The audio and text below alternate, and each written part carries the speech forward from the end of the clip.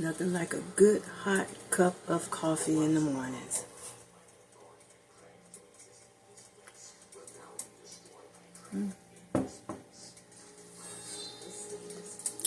So, what I want to do is I need for y'all to give me some things that y'all would like to see on my channel. I haven't come up with a niche yet for my channel, so I'm asking you guys to help me come up with a niche for my channel. If you want to see cooking, me talking about different things, whatever it is that you guys want to see on my channel, let me know. As of now, I have 904 subscribers. So I'm asking you guys to subscribe, share, like, and subscribe my page so I can get up to 1,000 subscribers. And I need 4,000 watch hours, which I'm not close to right now. So if you guys think you can help me get those 4,000 watch hours, please do so. And have a wonderful day.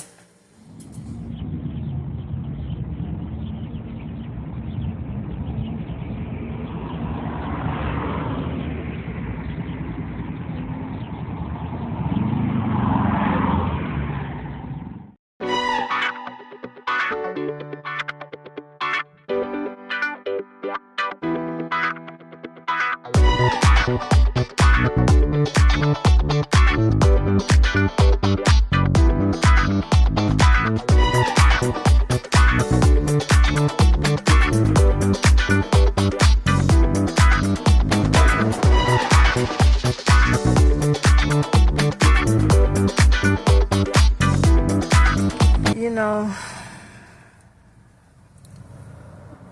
last night I had a rough night. A really, really rough night. I couldn't sleep.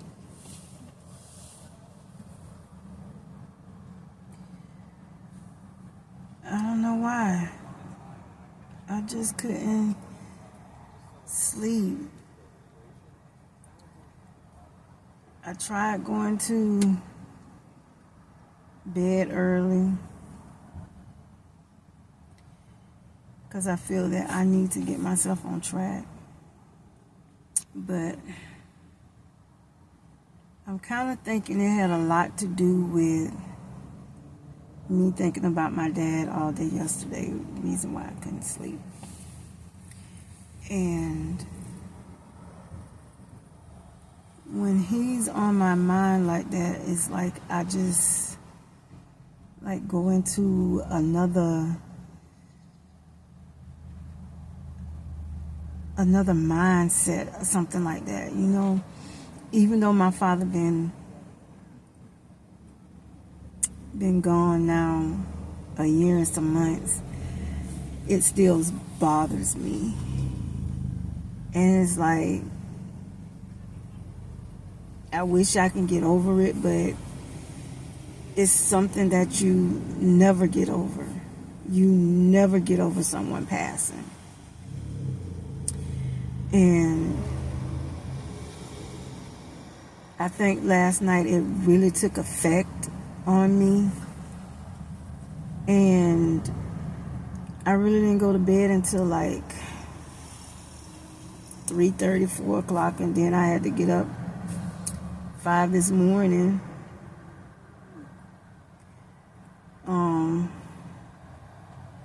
to go with my daughter to help her do some things. And it's like, today I'm still in that mood, you know what I'm saying? It's like, I don't want to be bothered. I don't want to be around anyone. But I know I can't be like that. I know I have to let it go. At some point, I will let my father go. I will let him go so he can rest. But as of now, I don't know what to do.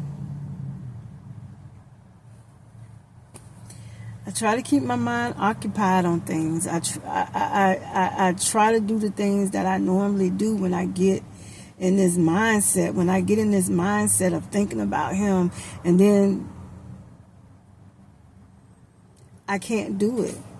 I have a lot of things that I can do to keep my mind off of him, but it's like when it hit me like that, it really hits me. You know, I don't know if you guys can understand what I'm trying to say, but yeah, it really hits me. But you know, I've been trying to do a lot of things to keep me from thinking about him. You know, but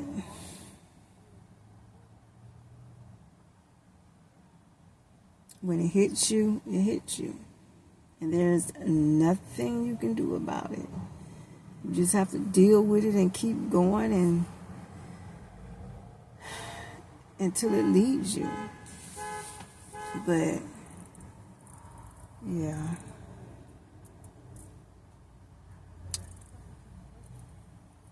So I don't know. Yeah, this is him. This is my dad. I just wish sometimes that he would have stayed here a little longer, but I know my dad was tired. He was tired of going through the pain. He was tired of being in and out of the hospital.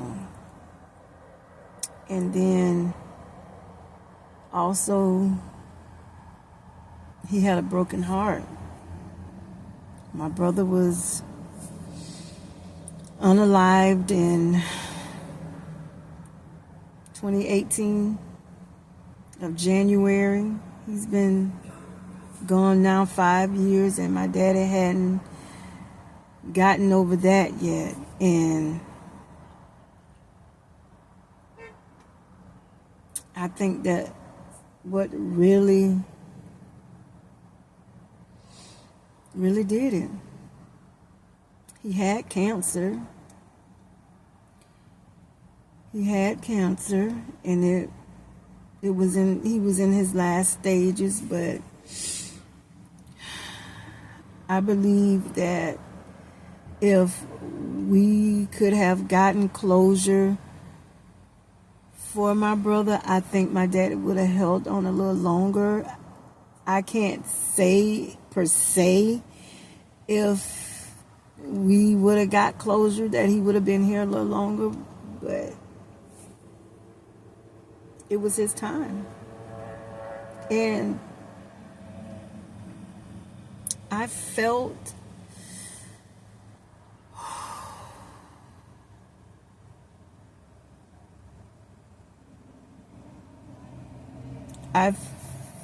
his pain.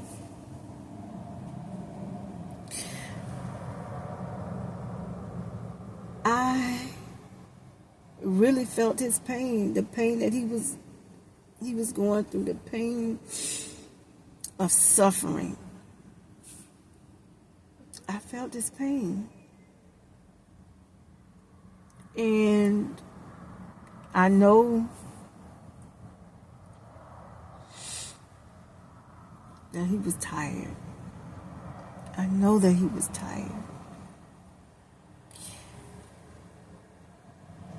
And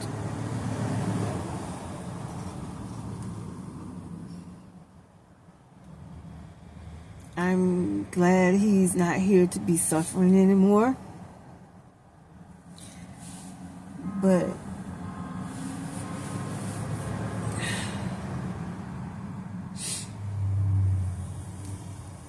I don't know. I really don't know. Sometimes I find myself wondering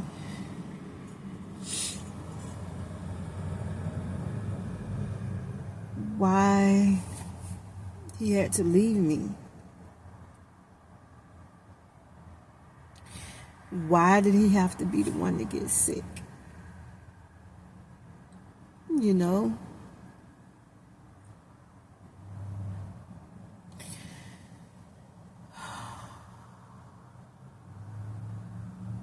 I miss my dad so much. He was a loving, kind man. He would give you this shirt off his back. It wasn't nothing that my dad wouldn't do for any of his kids, his stepkids. My dad spoiled all of us. We were all spoiled.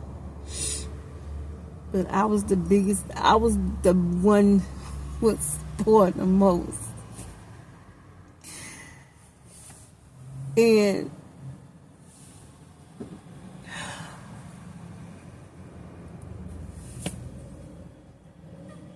all I can think about is the memories that me and him shared. Oh, we shared a lot of memories. A lot of memories. Like this one particular time, my mom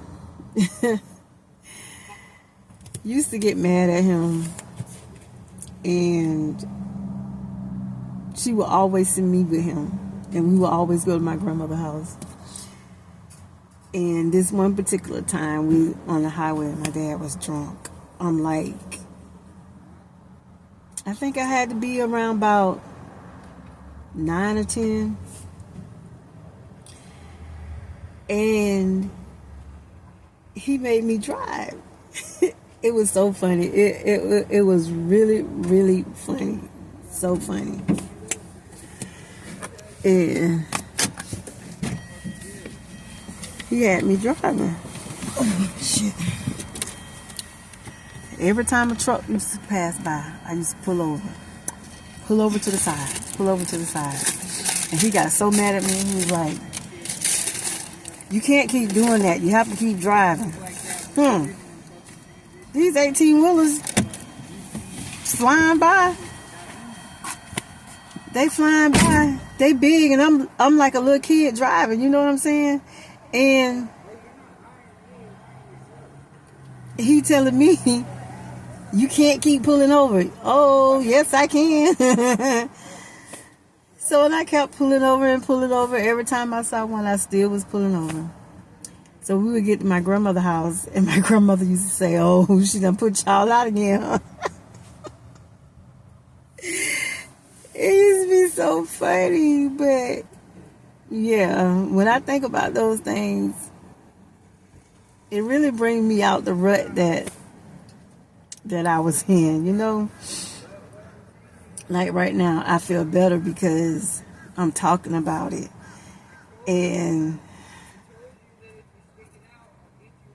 I know he's here with me. I know he's here with me. I guess that's why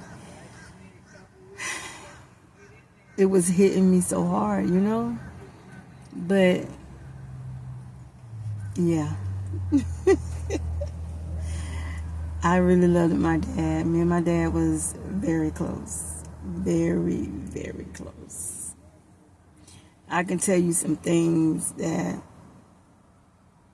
I haven't been through with my father, and what he has been through with me. And some was good, some was bad times, things like that, but yeah. I miss Pops. I miss him so much. I really do. But yeah. Enough for talking about my dad. I'm gonna jump to a situation that I have been dealing with since my brother passed. I have been trying to get justice for my brother.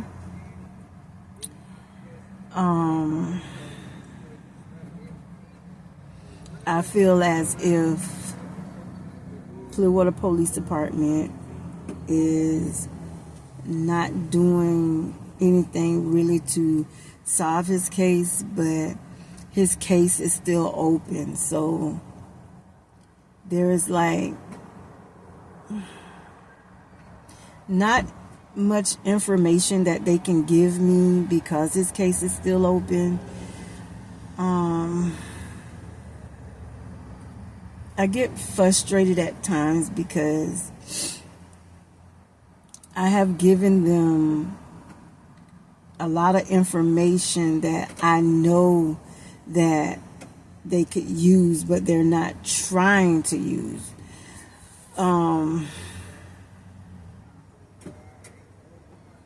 It's like every time that I call, my mom call, my niece call, it's always the same thing. They haven't come up with no more information. And it's really starting to take effect on my mom. And I just don't want my mom and my niece to go through what my dad went through. You know what I'm saying? And it's very hard. You have people that knows what happened, but they live by the street code. They don't want to snitch, per se. That's what street code is. They don't want to snitch. But like, I get on Facebook and I write about it, and I put out, like, if this was your family and you know what happened, you would want someone to step up and tell exactly what happened to your family member. You know? My thing is, it was a lot of people didn't like my brother. But my brother was a loving, kind gentleman. Very loving. He will give you the shirt off his back. It wasn't nothing that you could ask my brother for that he wouldn't do. Yes, he really didn't have friends. The friends that he did have, they was close friends, and those are the ones that he trusted. Sometimes I think back to, like,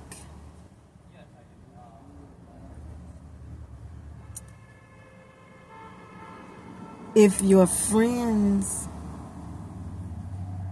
know what you do, or, you know, things like that, they would step up and they would say if they know what happened. But all of his friends, like, they don't know what happened. Okay, my thing is, I believe my brother was set up. He was robbed and unalived. They shot my brother 5 times in the back. 5 times. And this is how I know my brother knew who killed him. First of all, if my brother didn't deal with you, he didn't know you, he wouldn't mess with you. He's like me. If I don't know you, I don't deal with you, I don't fuck with you. And I know my brother had to know them because he was walking them out. They shot him in the back. And my thing is this. I went to the motel where he was unalived at. There was cameras there. It was a camera right in front of the room that he was in. And they said it wasn't working that night of him being unalived. So I go and I check it out myself, and I asked the guy that was there the night that my brother was unalived, was it working? He said he couldn't tell me was it working or not because they were still investigating. They were still doing some things. So I couldn't get that info. But I walked around the motel, and it was this one particular person I talked to, and she said she was there that night. She heard the gunshots, but she didn't see the people that ran out the room. He had a friend girl that came and visit, and I kind of figured that she could have been the one that set him up, because she said when she was going to his room, she seen two guys pass her, but she didn't look at them. You know, they had on all black, but she didn't look at them. And she said she wasn't there that long. So she went there, she saw him briefly, and she left. And she said after she left, that's when it happened. Because mind you now, oh God, what happened? They gave it to you? Yeah, they had no choice. The fuck? You had to pay for it? Yeah. Oh.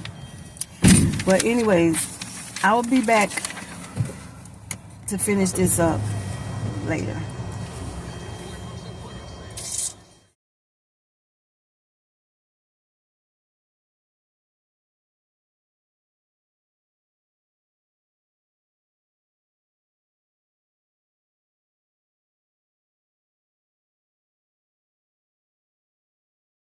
My life ain't been the same since you passed away.